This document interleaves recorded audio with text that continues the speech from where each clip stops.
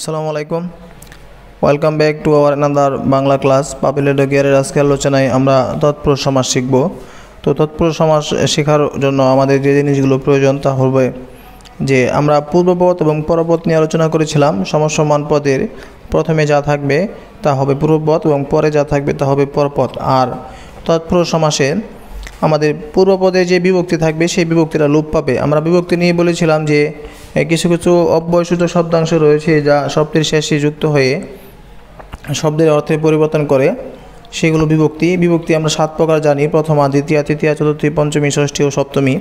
তো সেই বিভক্তি নিয়ে আমরা একটা আলোচনা করব। এরপরেও আজকে আমরা সমাস শেখার জন্য বিভক্তিটা দেখব।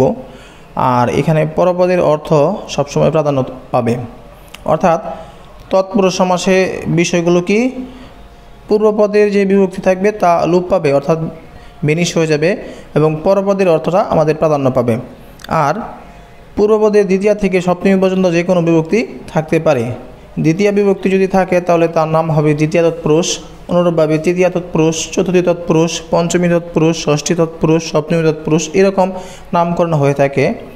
আর বিভক্তির এই নাম অনুসারেই কিন্তু আমাদের এই তৎপুরুষ সমাসে নামকরণ করা হয়। যেমন যদি আমরা বলি হলুদকে বাটা, এখানে দেখেন হলুদ এর সাথে কে রয়েছে। কে হলো আমাদের দ্বিতীয় বিভক্তি। দ্বিতীয় বিভক্তির মধ্যে রয়ে কে রে। তৃতীয় বিভক্তি যেমন দ্বারা দিয়ে কর্তৃক, চতুর্থী যেমন থেকেছে দ্বিতীয়ার মতো, পঞ্চমী থেকেছে হতে, ষষ্ঠী হলো র এর, এবং সপ্তমী এ অ তে। এখানে হলুদকে বাটা সমান হলুদ বাটা, এই জন্য এর নাম হয়েছে দ্বিতীয় তৎপুরুষ সমাস। তো তৎপুরুষ সমাসের প্রকারভেদ আমরা দেখব। 9 প্রকার তৎপুরুষ সমাস রয়েছে। সেই 9 প্রকার তৎপুরুষ সমাস আমরা যদি শিখতে পারি তাহলে মূলত আমাদের তৎপুরুষ সমাসটা শেখা হয়ে গেল। এখানে কিন্তু প্রচুর তৎপুরুষ সমাসের উদাহরণ রয়েছে। কাজেই আপনারা যারা এই ভিডিওটি দেখতেছেন তাদের উদ্দেশ্যে বলবো যে আপনারা তৎপুরুষ সমাসের উদাহরণগুলোর দিকে না তাকিয়ে তাদের যে প্রকারভেদগুলো রয়েছে সেগুলো একটু ভালো করে লক্ষ্য করবেন, তাহলে মূলত আমাদের তৎপুরুষ সমাসটা ভালো করে শেখা হয়ে যাবে। তো দ্বিতীয় তৎপুরুষ হলো, এখানে আমাদের দ্বিতীয় বিভক্তি লোপ হবে। সিম্পল বিষয়, এখানে জটিল কোনো বিষয় নাই। যদি বলা হয় পঞ্চমী তৎপুরুষ তাহলে পঞ্চমী বিভক্তি লোপ হবে। এই বিভক্তি লোপ হবে, আমরা শুরুতেই বলেছি পূর্বপদে বিভক্তি লোপ হবে। যেমন যদি আমরা বলি বিস্ময়কে আপন্ন, বিস্ময় আপন্ন, এখানে বিস্ময়ের সাথে কে রয়েছে, দ্বিতীয় তৎপুরুষ দ্বিতীয় বিভক্তি, তাহলে এই কে আমাদের লোপ হয়ে গেল বিস্ময় আপন্ন। দুঃখকে অতীত, দুঃখাতীত, এখানে কি বিভক্তি লোপ হয়েছে, আমকে কোরানো, আম কোরানো, দেবকে দত্ত, দেবদত্ত। এখানে আবার ব্যক্তি অর্থেও হতে পারে, যেমন চিরকাল বেপিয়া সুখী, চিরসুখী, এখানে বেপিয়া বা ব্যক্তি যে বিষয়টি সেটা আমাদের লোপ হয়ে হলো চিরসুখী। অন্যভাবে তৃতীয় তৎপুরুষ যদি বলা হয় তাহলে আমাদের তৃতীয় যে বিভক্তিগুলো রয়েছে দ্বারা দিয়ে কর্তৃক, এই জিনিসগুলো আমাদের লোপ হবে। যেমন শ্রম দ্বারা লব্ধ, শ্রমলব্ধ, এখানে শ্রমলব্ধ হবে, বানানটা ভুল হয়েছে। মধু দিয়ে মাখা, মধু মাখা, এক দ্বারা উন, একুন। আবার হীরক দ্বারা খচিত, হীরক খচিত। এখানে আরেকটি বিষয় রয়েছে দনে আড্ড, দনাড্ড, বাঘ দ্বারা বিতণ্ডা, বাঘ বিতণ্ডা। যে কোনো বিষয় হোক, আমাদের যদি তৃতীয় যে বিভক্তিগুলো সেগুলো যদি লোপ হয় তাহলে আমরা সেখানে তৃতীয় তৎপুরুষ সমাস বলবো। আবার উন, হীন, শূন্য প্রভৃতি শব্দ উত্তরপদ হলেও তৃতীয় তৎপুরুষ সমাস হয়ে থাকে। যেমন এক দ্বারা উন, একুন। এখানে একটি বিষয় লক্ষণীয়, দেখেন আমরা বলেছি পূর্বপদে বিভক্তি লোপ হবে, কিন্তু এখানে উন শব্দটি কিন্তু পরপদে রয়েছে। এটা কিন্তু আমাদের তৎপুরুষ সমাস, তৃতীয় তৎপুরুষ সমাস, এই জিনিসগুলো দেখতে হবে। অনুরূপভাবে যদি বলা হয় কলে ছাটা, হাতে কাটা, এগুলো তো তৃতীয় তৎপুরুষ সমাসের আওতাভুক্ত হবে। এখন আমরা দেখব চতুর্থী তৎপুরুষ। চতুর্থী তৎপুরুষ হচ্ছে কে জন্য নিমিত্ত। চতুর্থী বিভক্তি আর দ্বিতীয় বিভক্তির মধ্যে খুব বেশি একটা পার্থক্য নাই।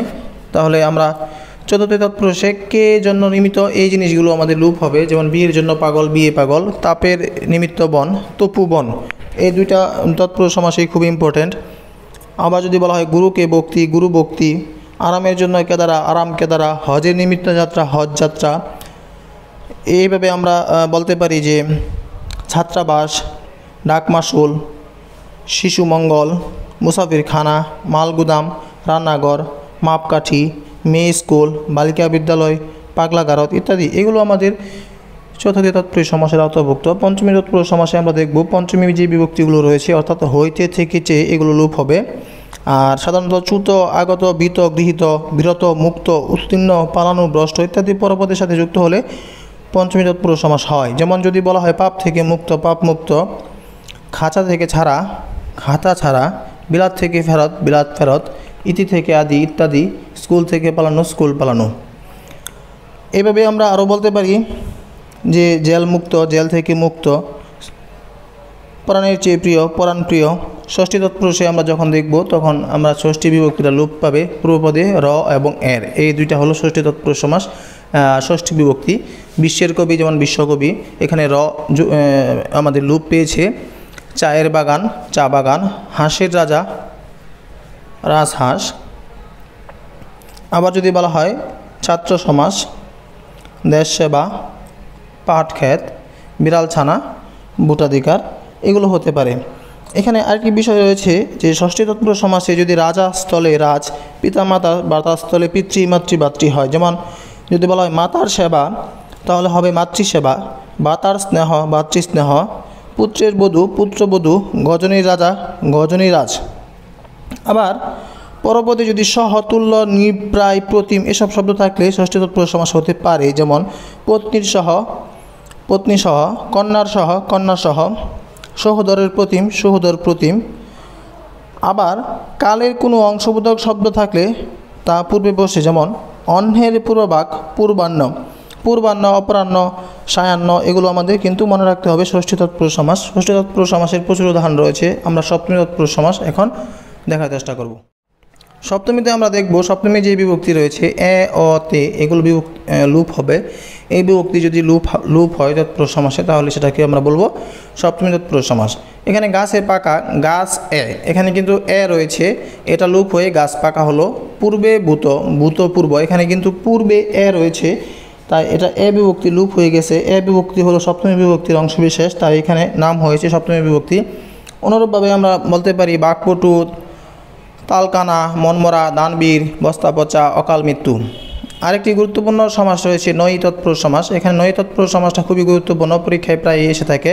এখানে নয় নাবাচক নয় অব্যয়, যেমন নেই, না, নাই, নয়, এগুলো আমাদের থাকবে। যেমন ন আচার, অনাচার, নকাতর, অকাতর, নয় ধর্ম, অধর্ম, নয় উচিত, অনুচিত।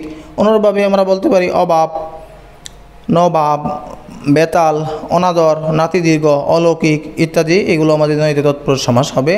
আর আমরা যদি দেখি উপপদ তৎপুরুষ সমাস তাহলে আমরা দেখতে পারবো উপপদ জিনিসটি আমাদের একটু জটিল, তাও আমরা একটু দেখার চেষ্টা করি। যে পদের পরবর্তী ক্রিয়ামূলের সঙ্গে কীট প্রত্যয় যুক্ত হয়ে সেই পদকে উপপদ বলে, এবং কৃদন্ত পদের সাথে উপপদে যে সমাস হয় তাই হবে আমাদের উপপদ তৎপুরুষ সমাস। আমরা শুধু উদাহরণগুলো দেখব।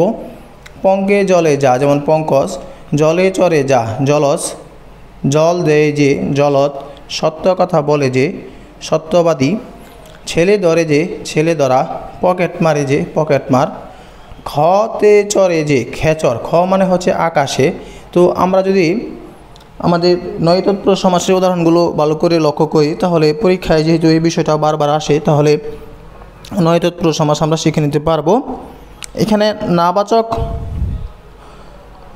অর্থ ছাড়াও বিশেষ বিশেষ অর্থে নয়ী তৎপুরুষ হতে পারে। যেমন ভিন্নতা অর্থে নলৌকিক, অলৌকিক, অভাব অর্থে নবিশ্বাস, অবিশ্বাস, অল্পতা অর্থে নকেশা, অকেশা, বিরোধ অর্থে নসুর, অসুর, অপ্রশস্ত অর্থে নকাল, অকাল, মন্দ অর্থে নগাট, অগাট। শেষে যে তৎপুরুষ সমাসটি আমরা দেখব তাহলে অলোক তৎপুরুষ সমাস। অলোক মানে হচ্ছে আমাদের কোনো বিভক্তি লোপ হবে না, সেই জিনিসগুলো হচ্ছে আমাদের অলোক তৎপুরুষ সমাস। এখানে আপনারা লক্ষ্য করেন যে পূর্বপদের বিভক্তি লোপ পাবে না। যেমন তেলে বাজা যা, তেলে বাজা, এখানে তেলে কিন্তু এ বিভক্তি রয়েছে, সেই বিভক্তিটা আমাদের লোপ পায়নি। আর যখন কোনো সমাসে কোনো বিভক্তি লোপ হবে না সেই সমাসকে আমরা অলোক সমাস বলবো। আর অলোকের ক্ষেত্রে দ্বন্দ্ব হতে পারে, অলোক কর্মধারয় হতে পারে, অলোক বহুব্রীহি হতে পারে। আমাদের লক্ষ্য রাখতে হবে যেহেতু আমাদের তৎপুরুষ সমাস হচ্ছে পূর্বপদ প্রধান, তাই আমাদের পূর্বপদের অর্থকে প্রাধান্য দিতে হবে। গায়ে পড়া, গায়ে পড়া, অনুরূপভাবে গিয়ে বাজা, কলে ছাটা, কলের গান, গরুর গাড়ি ইত্যাদি। একটা গুরুত্বপূর্ণ তথ্য এখানে রয়েছে, গায়ে হলুদ, হাতে করি, এগুলো পরপদের অর্থ প্রতীয়মান রূপে প্রধান রূপে প্রতীয়মান হয় না। অর্থাৎ গায়ে হলুদ বা খড়ি এইগুলো বোঝায় না, এখানে অনুষ্ঠানকে বোঝায়। এই অনুষ্ঠানকে বোঝানোর জন্য এগুলো আমাদের তৎপুরুষ সমাস হবে না, এই সমাসগুলো হবে আমাদের বহুব্রীহি সমাস, অলোক বহুব্রীহি সমাস। অর্থাৎ গায়ে হলুদ এবং হাতে করি এই দুইটা হচ্ছে আমাদের অলোক বহুব্রীহি সমাস। আমরা কখনোই এই অলোক বহুব্রীহির সাথে অলোক তৎপুরুষ সমাসকে মিক্স আপ করে ফেলবো না। আর আপনারা যারা আমার রেগুলার ভিডিওগুলো দেখতেছেন তাদের উদ্দেশ্যে বলি যে আপনারা আমাকে পাপেল এডু কেয়ারকে, বিশেষ করে পাপেল এডু কেয়ারকে ফেসবুক, টুইটার, ইনস্টাগ্রাম, কথা, ইউটিউব, গুগল প্লাস ইত্যাদি বিভিন্ন সামাজিক যোগাযোগ মাধ্যমগুলোতে পেয়ে যাবেন। সেইখান থেকে আপনাদের যে কোনো প্রশ্ন বা যে কোনো মন্তব্য আমাকে দিলে আমি বাধিত থাকবো। আমি অত্যন্ত খুশি হব, আপনাদের সাথে কাজ করতে পেরে আমার ভালো লাগবে। তা সবার প্রতি আমার রিকোয়েস্ট থাকবে, পড়ালেখা সংক্রান্ত বা ইউটিউব রিলেটেড যে কোনো বিষয় নিয়ে আপনারা আমার সাথে এই সামাজিক যোগাযোগ মাধ্যমগুলোতে কানেক্ট হয়ে যাবেন। আর আজকের ভিডিওটি সহ আমার যে চ্যানেলে যে ভিডিওগুলো রয়েছে সবগুলো ভিডিও যদি আপনাদের ভালো লাগে, মনে করেন যে এই ভিডিওগুলো থেকে আপনারা কিছু পাবেন বা কোনো কিছু শেখার রয়েছে, তাহলে এই ভিডিওটিতে একটি লাইক দিবেন। আর যদি পছন্দ না হয় তাহলে ডিসলাইক দিবেন। এই কথাটা আমি সবসময় বলে থাকি, কারণ হচ্ছে আপনারা যদি ডিসলাইক দেন তাহলে আমি বুঝে নেব যে এখান থেকে আমার আরও কিছু কাজ করার বাকি রয়েছে, তো সেই জিনিসগুলো আপনারা করবেন। পাশাপাশি আমি চেষ্টা করব ইনশাল্লাহ অদূর ভবিষ্যতে আপনাদেরকে এই জিনিসগুলো, এখন যেহেতু আমরা শুধু খাতায় লিখে আপনাদেরকে উপস্থাপন করার চেষ্টা করতেছি কিছু তথ্য দেওয়ার জন্য, তো সেই জিনিসগুলোই সময়ের পরিপ্রেক্ষিতে যে আমাদের অত্যাধুনিক ডিভাইসগুলো রয়েছে, অত্যাধুনিক প্রযুক্তি রয়েছে, সেই প্রযুক্তির মাধ্যমে আপনাদের কাছে উপস্থাপন করার আমার প্রয়াস থাকবে, চেষ্টা থাকবে। সেই অবধি আপনারা আমার পাশে থেকে আমাকে অনুপ্রেরণা এবং উৎসাহিত করবেন। সবাইকে ধন্যবাদ জানিয়ে আজকের মতো বিদায় নিচ্ছি। আসসালামু আলাইকুম।